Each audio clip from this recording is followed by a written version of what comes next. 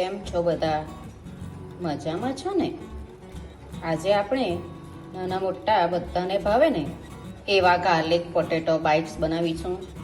અમે પિક્ચર જોવા ગયા હતા ને તો ત્યાં લીધેલા તો મારી દીકરીને ખૂબ જ ભાવ્યા અને કીધું કે મમ્મી ઘરે જઈને તું આપણે આ બનાવજે.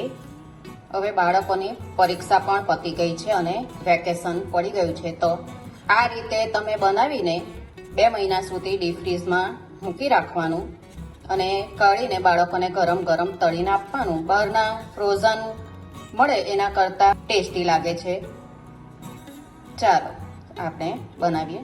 એક પેન લઈ લીધું છે, ગેસ ચાલુ કરી દીધો છે. એમાં 2 ચમચી તેલ,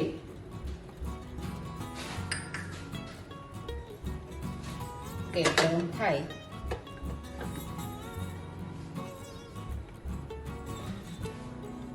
એક ચમચી જીરું,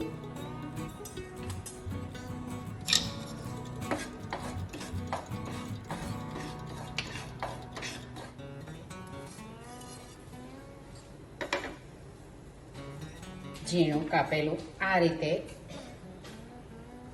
ઝીણું ઝીણું કટ કરેલું છે લસણ. તમારે પેસ્ટ નથી લેવાની, આ રીતે જ ઝીણું ઝીણું કટ કરીને લેવાનું.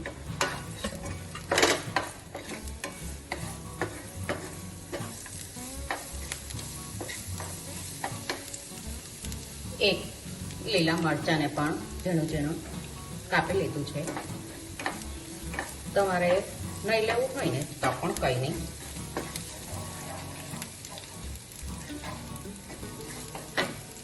એક ચમચી ચીલી ફ્લેક્સ છે.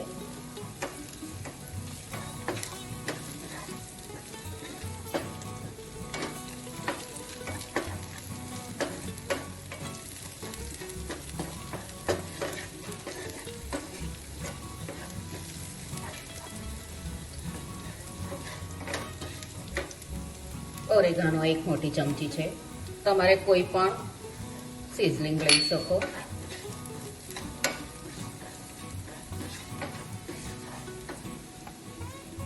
નાની ચમચી મરીનો પાવડર છે અને કોથમીર છે. કોથમીર તમારે જે પ્રમાણે જોઈએ ને તે પ્રમાણે. એમાં આ 1 કપ છે પાણી અને ઉપર બીજું 2 ચમચી છે. 1 કપ અને આ બીજું 2 ચમચી જેટલું છે. પાણી આપણું એકદમ ગરમ થઈ જાય ને એટલે આપણે એમાં ચોખાનો લોટ લઈશું. ધીમો કરી દીધો છે અને આ 1 કપ ચોખાનો લોટ છે. તમારે ચોખાના લોટની જગ્યાએ મેદો, કોર્નફ્લોર કે પછી રવો પણ લઈ શકો તમે.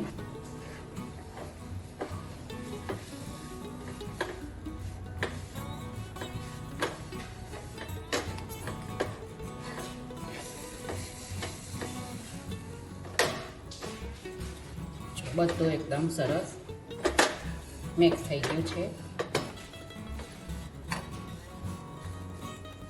ગેસ બંધ કરી દઈએ અને એને એક બાઉલમાં લઈ લઈએ.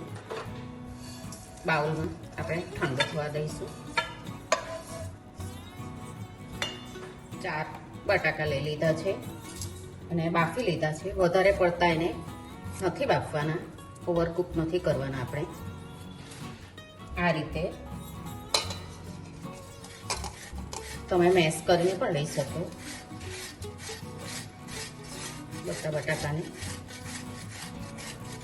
આ રીતે જો એકદમ વધારે પડતા પણ બફાયા નથી. બધા બટાકાને આ રીતે છીણી લીધા છે અને આપણે મિક્સ કરી લઈએ. એમાં મીઠું લઈ લે સ્વાદ પ્રમાણે.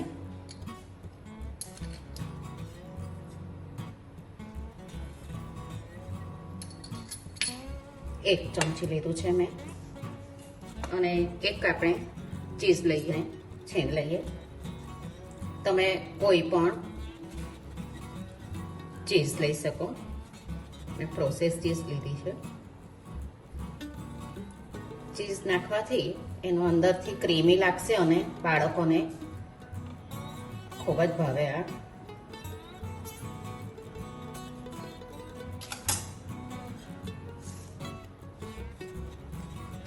બધું મિક્સ કરી લઈએ. તમને જો મિક્સ કરતા ઢીલું થોડુંક લાગે તો થોડોક કોર્નફ્લોર કે ચોખાનો લોટ લઈ લેવાનો, અને ડ્રાય લાગે તો 1-2 ચમચી પાણી લઈ લેવાનું.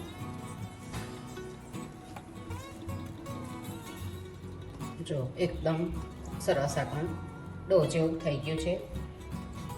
હાથમાં થોડુંક તેલ લઈને મસળી લેવાનું.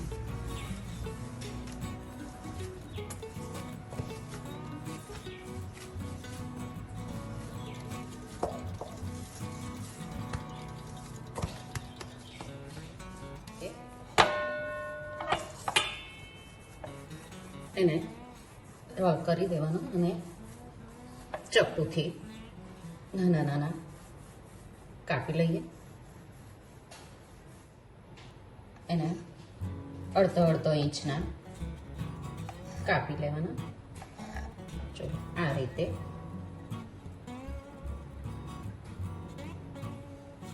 તમે અથેથી પણ નાના નાના બોલ્સ બનાવીને તરી શકો.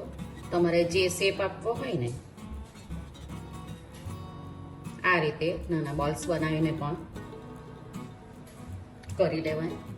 તમે ફ્રીજમાં આ રીતે કાપીને સ્ટોર તમે 2-3 મહિના સુધી એને સાચવી શકો. બહાર મળે એના કરતાં આ રીતે તમે બનાવીને જ્યારે મન થાય ત્યારે ડીપ ફ્રીઝ કરવાનું. એને ડીપ ફ્રીઝમાંથી કાઢીને એને 10 જ મિનિટમાં તળી લેવાનું. બધા આ રીતે કરી લીધા છે. આ એક હું હમણાં તળીશ ને અને ડીપ ફ્રીઝ કરું છું. એમાં થોડો કોર્નફ્લોર આ રીતે છાંટી દેવાનો અને એક ડબ્બામાં ભરી દેવાનું.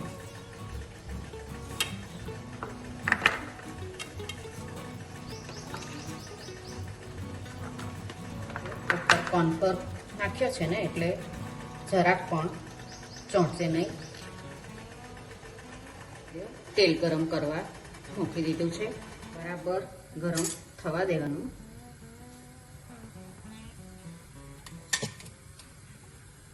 એક નાખી જોઈએ.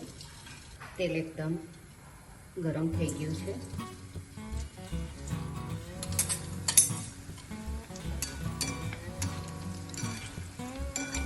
એકદમ ક્રિસ્પી થવા દેવાના છે.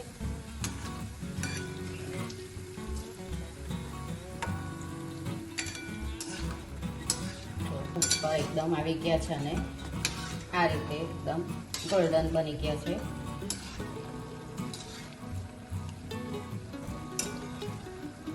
ઉપરથી એકદમ ક્રિસ્પી અને અંદરથી એકદમ સોફ્ટ અને ચીઝી બનશે.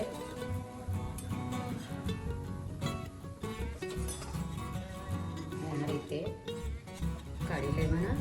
જો બીજામાં તેલમાં લઈ લો. પહેલાં ગેસની ફ્લેમ ફૂલ જ રાખવાની મૂકે ત્યારે, અને પછી મીડિયમ કરી દેવાનું.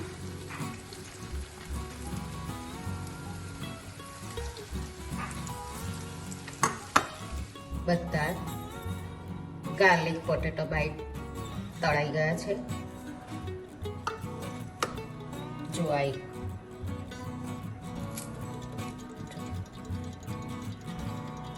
અંદરથી એકદમ જ સોફ્ટ છે અને બહારથી એટલા જ ક્રિસ્પી છે. ગાર્લિક પોટેટો બાઇટ્સને મેં ટમેટો કેચઅપ સાથે સર્વ કર્યું છે. તમે એને ચટણી ચા સાથે પણ એને ખાઈ શકો અને ડીપ ફ્રીઝ કરીને તમે 2 મહિના સુધી એને સાચવીને ખાઈ શકો. નાના બાળકોને ખૂબ જ ભાવશે. તમે પણ આ રીતે ગાર્લિક પોટેટો બાઇટ્સ બનાવજો અને પછી મને કહેજો કે તમને આ કેવા લાગ્યા. આપણે પાછા મળીશું બીજી રેસીપી સાથે. આવજો.